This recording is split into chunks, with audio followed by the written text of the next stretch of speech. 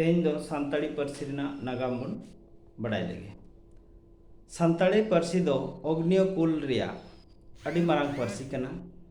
Austric Parsi घारोज रिन होड़गे जस्ती कायते को रोड़ा से नोआ दो आदिवासी होड़ कोगे को रोड़ा। मेना को ऑस्ट्रिक पार्सी रोड़ होड़ दो भूमध्य सागर से खनगे को हेज अकना। नोआ भारत दिसोम रिया ओत मिलान गांग ने गाड़ा ढीप रे ओड़ा दुआर बनाव कते को थाम गड़ीना से चास बास कते आसुलो को एतोहब किया।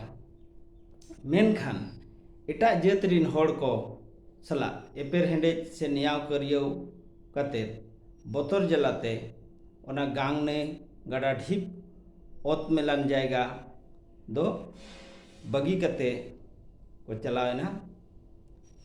झारखंड, उड़ीसा, पश्चिम बांग्ला, मध्य प्रदेश और बीर गजाड़ टोठारे को उकुइना और सानताड़ी पार्सी को बंचाव किया।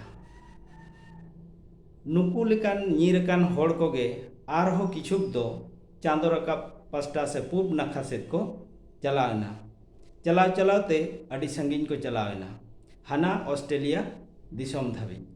जहां को लांगायना से को ताहेना उनको को दो बांग्लादेश म्यांमार करे को थाम गड़ीना और भारत दिसोम रेना दो अरुणाचल प्रदेश, मेघालय, त्रिपुरा करे को थाम गड़ीना।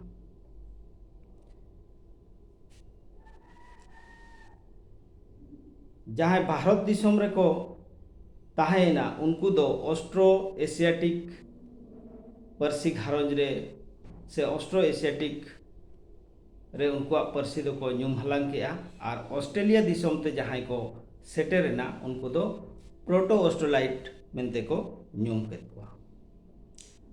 ऑस्ट्रिक पार्सी रोड होड़ को दो संताड़, मुंडा, हो, भूमिज और खड़िया को मेता को करना से नुकुगे को न्यामेत को। नुआ दो कोल मुंडा पार्सी को मेता कना। भारत दिसोम रे नुकुआ ताहेन ठाव दो बिहार, बंगाल, उड़ीसा, झारखंड, छत्तीसगढ़ और मध्य प्रदेश ओना साथे आसाम पोनत हो हिजुक कना से नुआ को ठाव रे को ᱧᱟᱢᱚᱜᱚᱜᱼᱟ। नुआ को बात कते एटा पोनत करे हो कम बेसी दो को ᱧᱟᱢᱚᱜ गया। नितो दो आबो बन बड़ाई लगे सानताड़ी पार्सी दो ओका ᱧᱩᱛᱩᱢ तेको से ओका ᱧᱩᱛᱩᱢ रे को दोहो कदा। मानोतान गिरियोधन साहेब दो सानताड़ी, मुंडरी, हो और खड़िया पार्सी दो कोलेरियन अड़े ᱧᱩᱛᱩᱢ कदा। दोसारी अरबन नेल लगे फेडरिक साहेब दो कोलेरियन अड़े ते दो मोने ताय बांग मारतोक लेना ओनाते उनी दो रियन बदलते मुंड अड़े ᱧᱩᱢ किया और ᱧᱩᱢ पड़ावेना कोल मुंड। एनहो होड़ा मोने दो कुसी बाय बुझ बांग हुई दाड़ेया जे नुआ तेमा कोल और मुंड कोगे को बड़ायोआ ओनाते आरो किछु होड़ दो नुआ कोल मुंड पार्सी हो बदल कते खेरवाड़ी पार्सी रे को ᱧᱩᱢ कदा।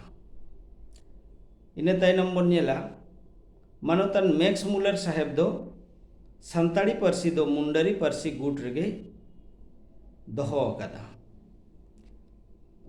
नुआ सानताड़ी पार्सी रेना ᱧᱩᱛᱩᱢ ओका लेकाते ओका गुट रे को दोहो का ओना को बाबद आरहो आयमा होड़गे आयमा लेका को रोड़ का ओना दो आरहो तायम दाराम बड़ाई हचो पे ताबोना।